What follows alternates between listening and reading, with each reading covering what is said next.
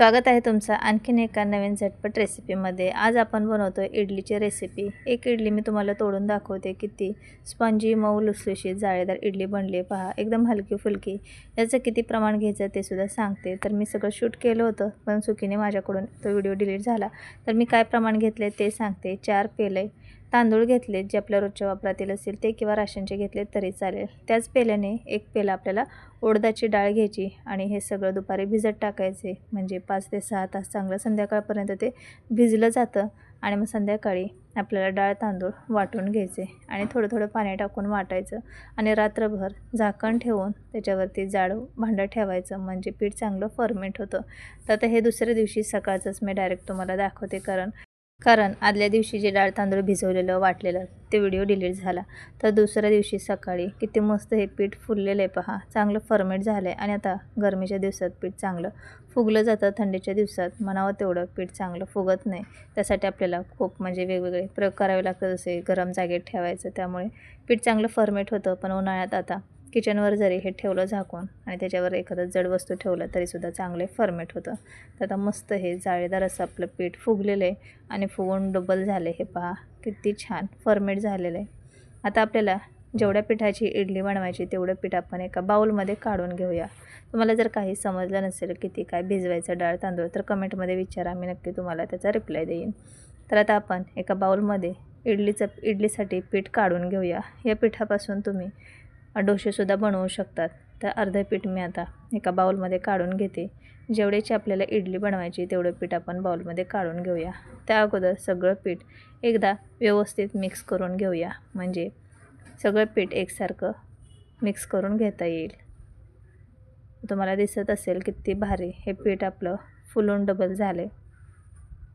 तर असं पीठ फर्मेंट झालं की याची इडली खूप छान बनते, डोसे खूप चांगले बनतात। तर मस्त आपलं हे सगळं चांगलं एकत्र करून झाले आणि संध्याकाळी मी याच्यामध्ये मीठ वगैरे काहीच टाकलं नव्हतं, फक्त या डाळ आणि तांदूळ वाटून हे असं झाकून ठेवलेलं।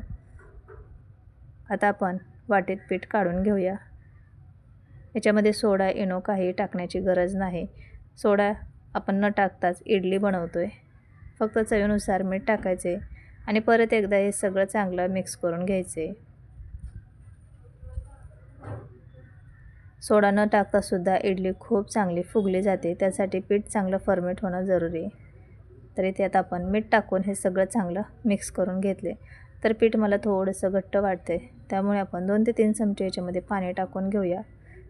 डाळ तांदूळ वाटताना जास्त पाण्याचा वापर करायचा नाही, थोडं थोडं पाणी टाकूनच आपल्याला हे बारीक करून घ्यायचे। आणि जेव्हा आपण इडली डोसे बनवणार त्यावेळेस आपण पाणी टाकून हे आपल्याला जसं पीठ हवं तसं बनवू शकतो। आता हे सगळं चांगलं मिक्स करून झाले, तर इडलीसाठी आपलं पीठ एकदम परफेक्ट असं तयार झाले। आता इडली पात्राला तेल लावून घ्यायचे आणि लगेच पाणी गरम करण्यासाठी स्टीमरमध्ये पाणीसुद्धा ठेवायचे। पाणी चांगलं कडकडीत गरम झालेलं असेल, म्हणजेच उकळलेलं असेल, तर इडली शिजण्याची प्रक्रिया लवकर चालू होते आणि इडली खूप चांगली स्पॉन्जी जाळीदार बनते आणि फुगून चांगली डबल होते। त्यामुळे पाणी चांगलं तापलेलं असायला पाहिजे। तर इकडे मी पाणीसुद्धा गरम करत ठेवले, इडली पात्राला तेल लावून घेतले। आता लगेचच आपण इडलीच्या भांड्यामध्ये हे मिश्रण भरून घेऊया। परत एकदा व्यवस्थित हे मिक्स करून घेऊया आणि आता जेवढं मिश्रण याच्यामध्ये बसते तेवढं टाकून घेऊया। तर खूप जास्त इडलीच्या पात्रात हे मिश्रण भरायचं नाही, कारण इडली फुगून परत डबल होते, त्यामुळे थोडंसं कमी एवढं हे आपल्याला मिश्रण भरून घ्यायचे। तर दोन्ही इडली पात्रामध्ये हे मी इडलीचं मिश्रण भरून घेतले। आता आपण शिजण्यासाठी ठेवून देऊया। पाण्याला चांगली उकळी आली, तुम्हाला वाफ दिसत असेल, मी गॅस कमी केला आहे। आता इडलीचं आपण हे पात्र स्टीमरमध्ये ठेवून घेऊया। एक भांडं स्टीमरमध्ये ठेवलं की दुसरं जे आपण इडलीचं भांडं ठेवतो ना, थोडंसं तिरकं करून ठेवायचं, म्हणजे पहिल्या भांड्याची इडली पात्राची जी पहिली जाळी आहे त्याची वाफ वरच्या साईडने निघून जाते। त्यामुळे असं थोडंसं तिरकं ठेवायचे, म्हणजे खालच्या पात्रातील ज्या इडल्या आहेत त्या भिजत नाही, व्यवस्थित चांगल्या आहे तशा राहतात। आता आपण झाकण ठेवूया आणि मिडियम गॅसवरती 10 ते 12 मिनिट ही इडली चांगली शिजवून घेऊया। आधीमध्ये अजिबात झाकण उघडून पाहायचं नाही, नाहीतर म्हणावी तेवढी इडली चांगली फुगत नाही। त्यामुळे 10 ते 12 मिनिटांनी झाकण आपल्याला खोलून घ्यायचे। तर इडलीसोबत आपण जी नेहमी चटणी बनवतो हिरवी नारळाची, तीच मी बनवून घेतली। तर इथे ओला नारळ, हिरवी मिरची आणि थोडासा कढीपत्ता, 2-3 लसूण पाकळ्या पाणी टाकून ही मी नारळाची चटणी बनवून घेतली आणि याला मस्त असा तडका दिला आहे. जिरे, मोहरी, कढीपत्त्याचा तडका दिला, चवीनुसार मीठ टाकले आणि चिमूटभर साखर. तर याची मी खूप वेळा रेसिपीसुद्धा शेअर केली आहे. तर 10 ते 12 मिनटानंतर आपण गॅस बंद करून घेऊया आणि इडली पाहू शकतात किती भन्नाट आपली इडली शिजून तयार झाली आहे. तर बरोबर 12 मिनटांनी मी गॅस बंद केलं आहे आणि इडली मस्त फुगलेली आहे. जवळून दाखवते, हे पहा किती पांढरी शुभ्र बनली आहे. तरी मी जे आपले रोजच्या वापरातील तांदूळ आहे तेच वापरलेत, कोलम राईस. तुमच्याकडे राशनचे तांदूळ असतील ते वापरले तरी चालेल. आणि एकदम पांढरी शुभ्र अशी इडली आपली बनवून तयार आहे. दोन्ही इडली पात्र मी बाहेर काढले, थोडा वेळ थंड होऊ देऊया. आणि मस्त अशी इडली शिजली गेली, अजिबात हाताला हे पीठ चिकट चिवट लागत नाही. तर थोडंसं थंड झालं की आपण हे काढून घेऊया. तर टोकदार चमच्याने किंवा चाकूने तुम्ही या इडल्या काढून घेऊ शकतात. आणि व्यवस्थित इडल्या निघल्या गेलेत, अजिबात ओलसर झालेल्या नाही आहे किंवा इडली पात्राला चिकटलेल्या नाही आहेत आणि जाळी तर खूप भन्नाट पडली, हे पहा. तर एकदम साध्या सोप्या पद्धतीने आपण या इडल्या बनवून घेतलेत. तर बाकीच्यासुद्धा इडल्या सेम अशाच पद्धतीने काढून घेऊया. तर एकदम मस्त अशा आपल्या इडल्या निघत आहेत, हे पहा. तर आपण जे प्रमाण घेतले ते अगदी बरोबर आहे. 4 पेला तांदूळ घेतले, त्यासाठी 1 पेला, त्याच पेल्याने आपल्याला उडीदची डाळ घ्यायची आहे, उडदाची डाळ. तर परफेक्ट हे प्रमाण आहे.